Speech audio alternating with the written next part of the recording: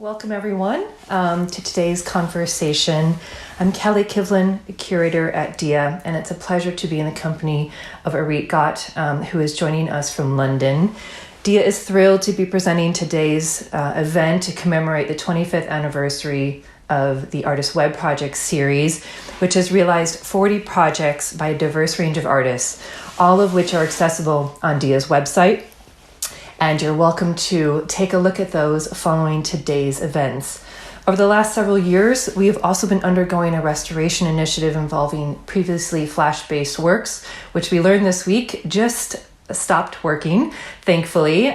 We have been undergoing this restoration for the last several years, and this conversion has actually involved nearly half of the Artist Web projects. And I'm pleased to announce and excited that this is nearly complete, and all of these projects, as I mentioned, nearly half, are now accessible, fully accessible on our website and for years to come. Last month, we launched our 40th Artist Web project with Basel Abbas and Ruwan Abu Ram, titled May Amnesia Never Kiss Us on the Mouth. This is a co-commission with Museum of Modern Art, which we're really excited about. This was the first part of their project that launched. The second part will be launching this summer of 2021. I also want to take a moment to extend my admiration to Sarah Tucker, who is DIA's Director of IT.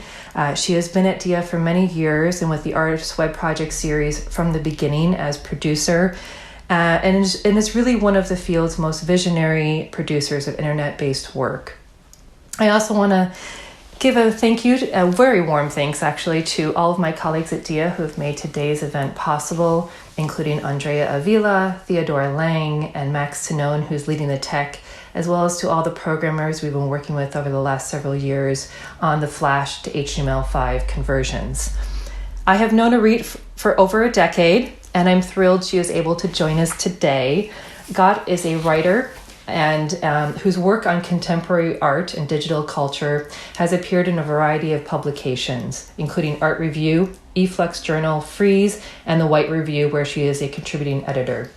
A winner of the Creative Capital Warhol Foundation Arts Writers Grant, she is currently working on her first book, a memoir about watching soccer as a prism through which to explore questions about immigration, nationalism, race, gender, money, love, and the possibility of belonging. Inspired by the Artist Web Project series, Gat's talk today references representations of internet users in popular culture, from Nora Ephron's rom-coms to The Matrix, and from futuristic imagery of video chats to Zoom, in order to chart changing attitudes on the internet, including the way the medium's voice marks a constant shift to and away from optimism. Thank you again for joining us, and I'm now going to welcome Orit Gat. Hi, Kelly. Thank you so much. So I'm going to just go ahead and start by sharing my screen so that you can see the Comic Sans on my presentation. I'm really happy to be here. I've actually been following the web projects for a very, very long time, and I'm really happy to celebrate them. But as Kelly mentioned, my talk has double beginning point, one of which is DIA's web project, and the other is You've Got Mail. So the DIA web projects, I'm not exactly here to talk about them, though I feel like I am here to talk to you about what it feels like to look at material from 1995 in 2021. And so I've started by looking at the first one that's on the website, which is called Fantastic Prayers. You can see it there, but I have a better image of its first page. It's a combined project by writer Constance de Jong, artist Tony Ursler, and musician-composer Stephen Vitiello. And again, it's from 1995, but when I was looking at it, the first thing that really stopped me and made me think about just how much of a product of its time it is that welcome in the first page. Like, welcome to DIA Center for the Arts' first web project. I feel like it is just such a beautiful story and like a form of experimentation. And I've looked at many of these projects, and I can't tell you about the joy that I get from thinking about Tap, which projected this like beautiful little dancing character as like beaming between Palm Pilot devices back in 2002, or this Liliana Porter project, which I really regret not bringing video and like richer media to this presentation, because these little chicks are actually a choir that sing La Donna è Mobile from Rigoletto, from Verdi's opera.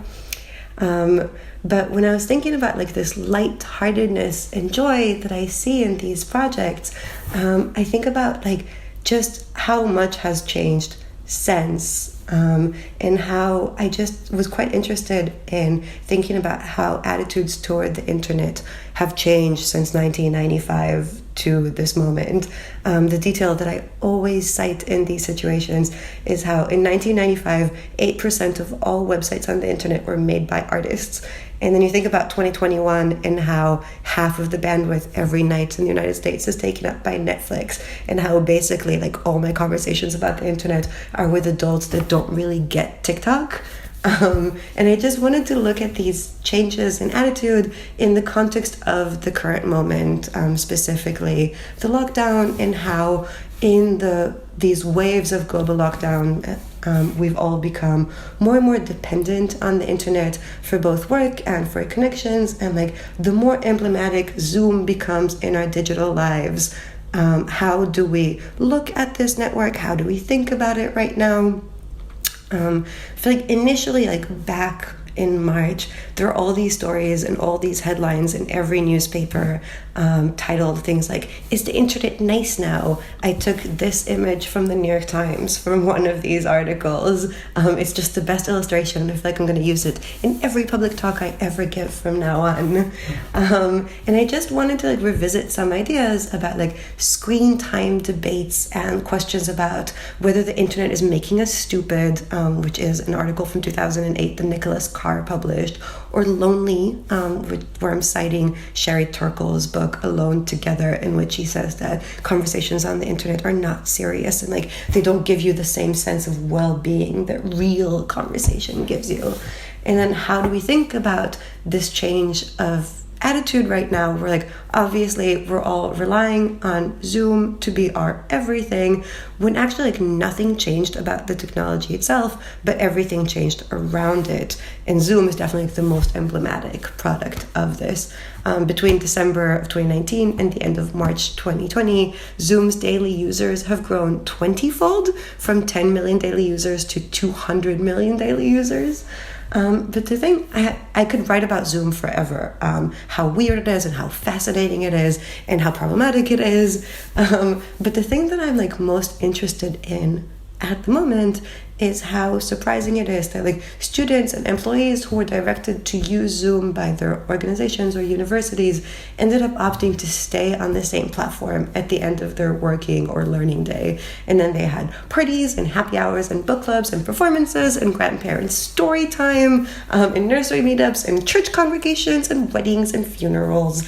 And that Zoom achieved this like shift from being work to being fun, without actually like doing anything on the platform, right? Like other platforms that emerged in that time, like House Party, did not become so emblematic of this moment in which we're all rethinking our relationship to the internet. Zoom did. And I think it just like really lays bare the fact that like all we want right now is to socialize. I feel like I've spent my entire digital life and professional life responding to all of these forms of false critique about how the internet is making us stupid or lonely. And now everyone is writing about looking at art online and communicating online and taking online knitting classes and getting married online. And I just wanted to go back a bit to that sense of joy that I describe in the early web project and think about how the voice of the early internet has changed and what happened to it, and also kind of whether it's coming back. So like the story that basically this talk follows is, it starts with the internet as an exciting alien art form, to Gawker Media in the mid 2000s, like today's gossip is tomorrow's news, and other similar like online news media like The Owl or Vice. I feel like I shouldn't compare all of them. They're very different kinds of spaces, but their ironic tone and voice is something that I have really come to associate with the internet circa 2010. And then to this idea of like a shared culture online, which I think of as like a cheekiness of like Ryan Gosling's Hey Girl, or like every other like progressive movie star becoming the internet's boyfriend. And up to whether in this world of like million screens on Zoom, whether the internet still has a voice and whether we can still recognize and describe it. But now I'm going to go back to Meg Ryan, because I was never going to start with You've Got Mail and not really go into it. So I've recently been doing a lot of research into histories of socializing online, and basically like how communicating via the web has affected the way we use language and the way we talk to other people. And the example that I keep going back to is this movie. It's Nora Ephron from 1998. It's based, if you don't know it, it's like a version of The Shop Around the Corner. Meg Ryan owns like a children's bookstore on the Upper West Side, and Tom Hanks owns like something that's kind of like Barnes and Noble, but they met on a chat room they both claim they have never been to before for like over 30s, and they're just emailing, and they're emailing these like very sweet emails about New York City in the fall and coffee at Starbucks. It's very 90s. I would totally show you a trailer, but I feel like, again, rich media is a waste of our time. I don't know if it just joined Netflix recently, but I feel like a lot of people have been talking about You've Got Mail recently. But this art magazine, 4 columns, was commissioning writers to, when the lockdown just started, you couldn't go to the movies or see art, to write about cultural products that have been significant to them. And one of my absolute favorite critics, Hanif Abdurraqib, wrote a piece about You've Got Mail in which he described it as a 2-hour-long America Online commercial, which is so perfect. I mean, he writes that it's an epistolary romance that is updated with email during a time in which email was still a novel and exciting way to communicate, and not the burden it is often seen as now. And I want to think back to a time in which email was this gorgeous and exciting and immediate thing, and not the thing that you get work on or your child gets like homeschooling homework on. So here's a quote from Abdurraqib. The most worthwhile tension in You've Got Mail lies in the simple yet pure ecstasy of receiving an email from a person you're excited about. I don't text as well as I'd like, and I don't respond much to DMs. Like Tom Hanks in the movie, I'm too sentimental, too romantic to give into brevity. And I just think that this idea of like brevity versus length is definitely like a timed thing. Like my first emails were very, very long, and I think of them now as like beautiful, epistolary, letter-oriented things. And I often talk about this when I talk about online writing. Like, why are our models different? Like, why is the model for email not the same as the like collections of essays and books and letters that I read now? And so I'm interested in You've Got Mail, partly also as like a product of this time in which the examples that we had were different, and also like for that like innocence and genuineness that I saw in the early web and was really interested in, and have definitely just watched disappear completely. And now I'm going to go into my depressing mode. Like my students always claim that I just ruined the internet. So I kind of loosely know where that sweet innocence that I talk about has disappeared to. It has to do with a few things. Like, firstly, it has to do with real name policy, and the fact that people online now use their own names instead of handles that allowed them to like adopt personas. Like You've Got Mail has this very, very cute scene in which Meg Ryan and Tom Hanks discuss like, you know, she doesn't know that Tom Hanks is the guy that she's emailing with. And so they discuss his screen handle, and she's like, it has a number, and she's like, it's the number of puppies that he saved. And Tom Hanks goes, it's the number of moles on his bag. And then she goes, it's his address, which it actually is, because they both love New York so much. Of course, his screen handle is named after his address. And then you have Facebook, and all you can be is Orit Gat. Real name policy took a lot of the joy of the early web, like this joy of this like very classic New Yorker cartoon, but it also is the first sign of the data-driven advertising economy of the internet and a growingly corporate web. And I feel like when I talk about like how sweet the internet used to be, obviously I wouldn't blame anyone who doesn't get too excited about a network that keeps pushing all of us to what Mark Zuckerberg and Jeff Bezos And that lack of excitement also has like some very, very real world repercussions. Like I still cite the New York Times article from like 3 years ago about the making of a YouTube radical, and basically how YouTube's Discover model has pushed a lot of white men into radicalism. Like Alexandria Ocasio-Cortez literally posted about it this week, blaming specifically Mark Zuckerberg and Facebook for this, but I would also very much blame Google and YouTube for this. And I also like still, one of my like dream essays is to write an essay about like Mark Zuckerberg's body language while he's talking at the US Senate hearings, but that's a whole other thing. But it's also a context in which like we are all very, very cognizant of this tension between society and how the network shapes our society. And you see this like very much after the Edward Snowden revelations in 2013 and the general understanding / weird acceptance that the web is this hyper-monitored space. And you see it in how people treat the NSA, but you also see it in how Chinese users treat Weibo, which is like often described as like Chinese Twitter after the Chinese government cracked down on it, or the overexcitement about the quote-unquote social media revolutions in the region where I'm from in the Arab Spring, or in corporations like Cambridge Analytica that use all of our data-fied selves against us and to brainwash us.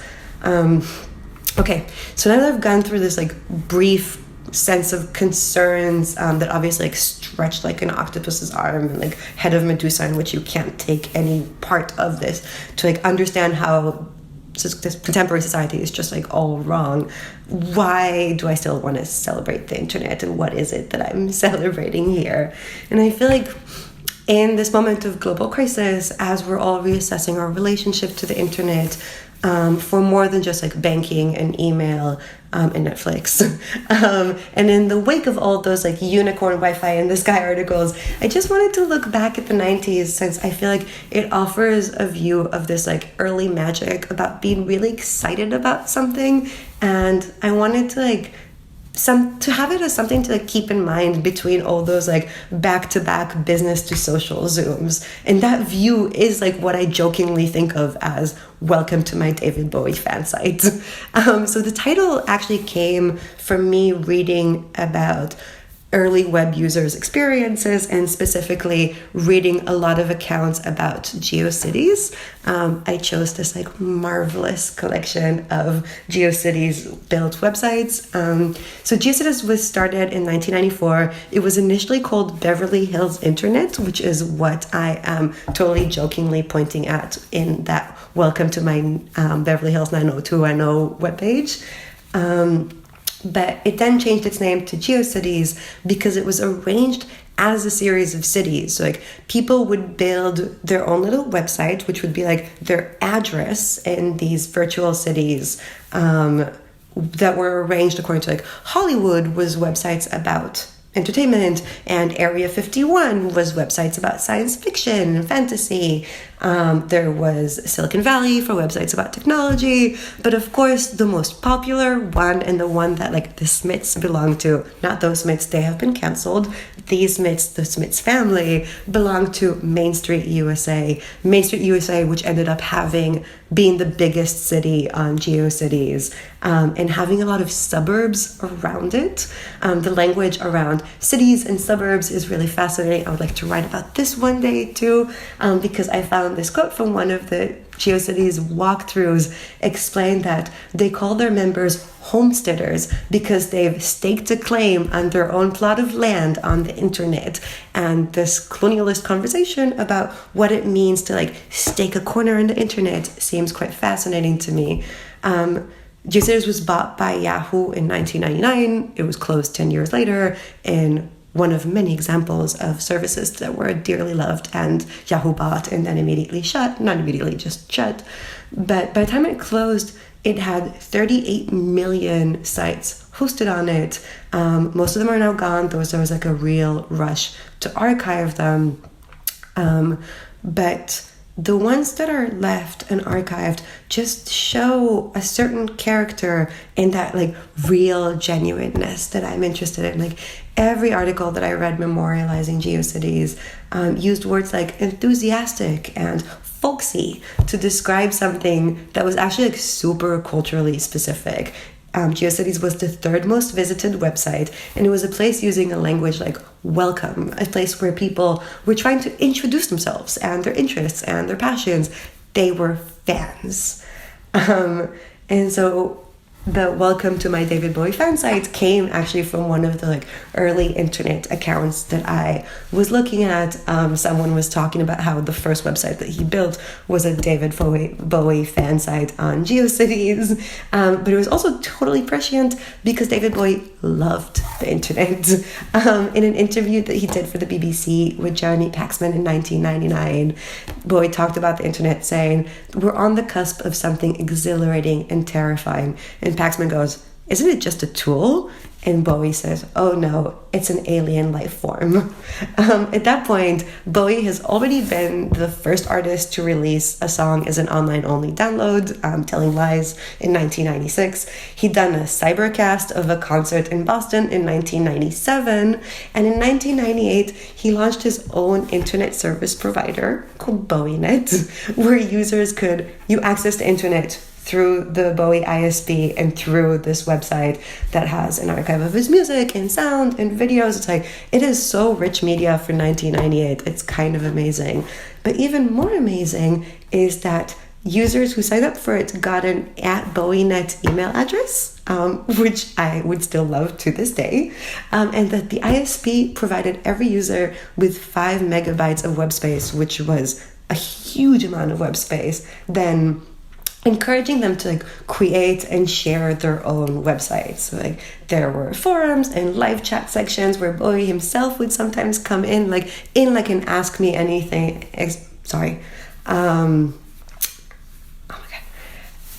And his understanding, like communicating with people, and the directness of the internet, obviously like is this like understanding of it as more than just a tool, but it's also a very prescient understanding of what fandom is and what forms of participation are. Because 10 years later, even less than 10, that was like it looked like the only place the internet was ever going. So this is the cover of Time Magazine's Person of the Year from 2007. So it's like the 2006 Person of the Year came out the last week of 2006. And the cover reads, "You, yes you control the information age. Welcome to your world." I love every quote about this article. It's still there. But what I chose for here about like the story of community and collaboration on a scale never seen before. It's about the cosmic compendium of knowledge that Wikipedia is, and the million channel people's network that is YouTube, and the online metropolis of MySpace. They say that Silicon Valley would call it Web 2.0, but we know that it's really a revolution. It goes on to like, we're ready to balance our diet of pre-digested news with raw feeds from Baghdad and Boston and Beijing. And you can learn more about how Americans live by just looking at the backgrounds of YouTube videos, those rumpled bedrooms and toy-strewn basement rec rooms. I did not know what a rec room is when I first read this. Than you could from 1,000 hours of network television. Of course, this like fantasist account of the online metropolis, you see how like these metaphors, they just won't go away. That is, MySpace does not account for what Facebook ended up becoming very soon after.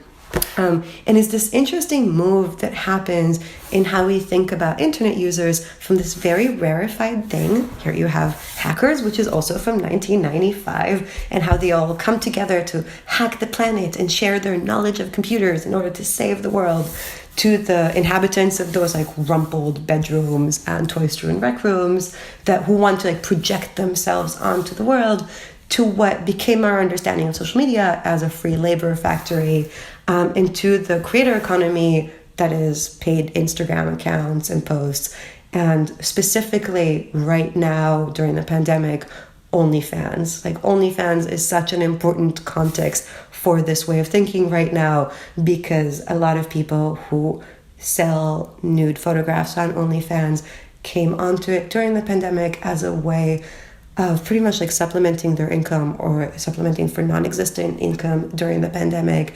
And there are a lot of articles right now about what's happening on OnlyFans, and how, because there is way more product on offer, basically, there, it's pretty much like it's become very unequal, and a lot of people who used to make a living on it, who weren't quote unquote famous, can't make a living on it anymore. So in the context of fandom, like that is like the gorgeousness of BowieNet for me, is that it's closer in age to GeoCities. Like it makes space for people to come together based on a common interest, rather than contemporary fandom economies like OnlyFans, where like creators charge their fans for exclusive content. Instead, like Bowie saw the internet as like this space to connect. And what I'm interested in here is how these ideas of fandom are changing, because fandom is that spirit of GeoCities. It's that welcome, and that doesn't go anywhere, right? Like fan fiction to this day is like actually like this very important cultural manifestation. Fan fiction has created some very, very mainstream cultural products, like 50 Shades of Grey.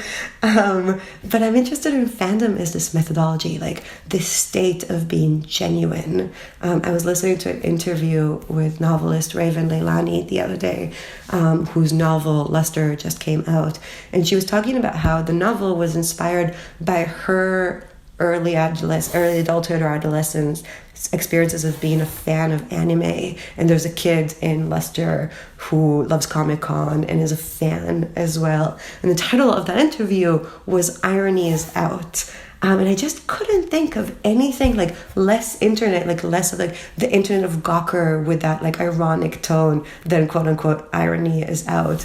But then I also thought that like that state of fandom is a state of being genuine, and that what I saw in 1995 is not dissimilar to what you see right now, like that genuineness of inspirational quotes on Instagram. This was a very, very fun slide to create, by the way, just so you know, and not dissimilar to sea shanties trending on TikTok right now, which I feel like is a moment that a lot of adults were like, wait, what's happening on TikTok? Like the genuineness of being interested in like 19th century sailors singing is just astounding. Or my favorite thing on the internet, which is the genuineness of YouTube comments. This is possibly like my favorite YouTube tune and comments on it. The tune is actually like music for plants, and the comment that I'm obsessed with that I couldn't find to screen grab for you just reads, I grew 3 leaves while listening to this. But how YouTube comments are like this space for like people to like share some very raw and real emotion. Like I like to play this when my parents fight and I feel less alone and I don't know why. And I'm just really fascinated by the idea that where you least expect it, this genuineness comes back. And like, I'm bringing all of these examples here, even though I could talk about just specifically this YouTube tune for about 2 hours. But just to talk about this genuineness as something that's like always still there. It's not from 1995, and that even after we recognize the exploitative labor conditions online and the growing corporate structure of the network and the very worrisome uses of it by corporations and governments, and also it's just something that's really boring sometimes, I want to think about music for plants and the kind of comments that happen on it. I feel like I'm hoping that I'm too young for nostalgia. I'm not arguing for nostalgia for the 1990s net. What I'm arguing for is this like idea of fandom as a methodology, as like loving something is a way of owning it and arguing for it in the face of all of these complexities. And what I see in these examples from like GeoCities to fan fiction is an unexpected reality that I really want to love. And in the context of like how entrenched our digital lives is right now, and how boring they can be sometimes, to the point that like in the Google Trends from 2020, they said that what day is it spiked in April 2020, and in all of how mundane this is, as we're all making sense of our digital lives, I just wanted to step away from the realism and the cynicism about the internet. and instead to think about it as a space, or the new tone of the internet is a space that like really makes room for the genuine, for the fan, and that maybe these are the strategies that come from the network itself and from its history, from 1995, and something that can lead us in this moment as we're all considering and thinking through how different our digital lives are right now. Okay, that's it. I think I'm ready to chat with my friend Kelly. That was amazing. Thank you. I also wanted to address, I think Sabine wrote a comment in question. We will be talking about the Artist Web projects in the next event that immediately follows this one. But Orit was asked, given her background and her great knowledge and study of the internet and media and digital culture at large, to really situate us. You really situated us. I felt like I went completely back 25 years. And it brought up a whole lot of emotions, quite honestly. But it really gave a great context for when this series, when the Artist Web Project series, for instance, began. And I'm curious, this idea of the methodology of fandom is fascinating to me. I imagine this is also entering into your book on soccer as well.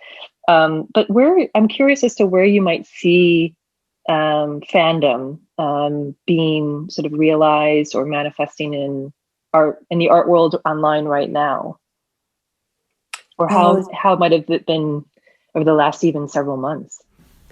Oh, that is such a good question. I haven't thought about this at all.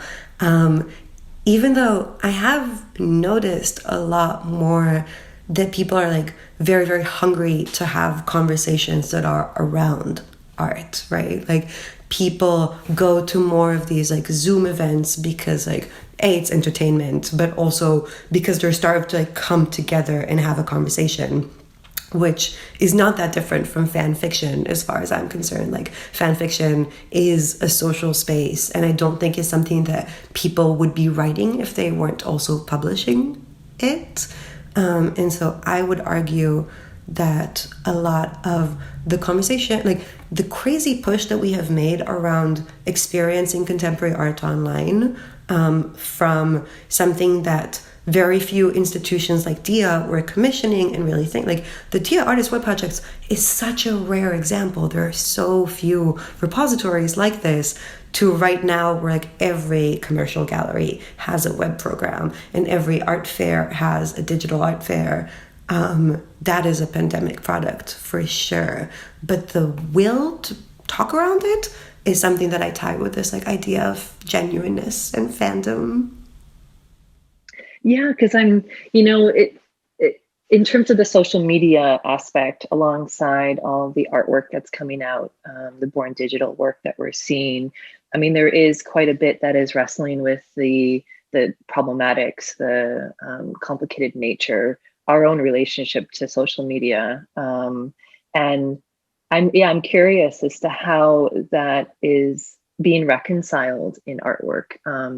And I think it is to a certain degree, for sure. And I think we have a lot more to see to really understand exactly the different approaches that artists are taking in this sort of greater question. But it's a conflation between both making art and our daily lives, because for those that are making work, I imagine very unlike maybe the artists that were making artist web projects 25 years ago or approaching the interface of the internet. Most of our lives are spent, even of course the last year has been intensified online, and our interaction and socialization, as you said, even in the talk, is online. So it's hard to distinguish those worlds, and I'm curious as to what we're going to see by way of writing and thinking around this in the months to come. Yeah, I mean, I'm obviously not excited about most things right now, but I'm quite excited to see the kind of cultural production that would come out of this, because like before the pandemic, I still spent about 10 hours a day in front of a screen.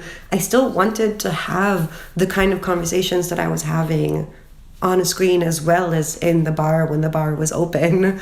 And so like the push that we're doing right now to like translating these conversations allows us to have them without, for example, geographic boundaries. Like it does. I'm very hesitant about people talking about the internet as like democratizing in any way, but it does open the conversation in a way that could be really fascinating. It also closes it because conversations that happen on social media obviously are mediated in specific ways, and you have to know who to follow, and there's way less accountability than an institution would have. But there are other ways of coming together.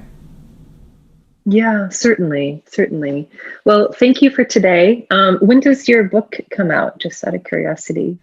Before the Soccer World Cup of 2022, so November 2022, hopefully.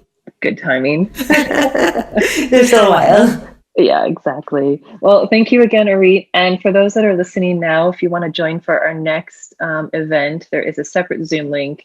If you need that information, it's on our website. And we'll see you in 5 minutes for the start of that event. But thank you again, Orit. This was great. Thanks for having me.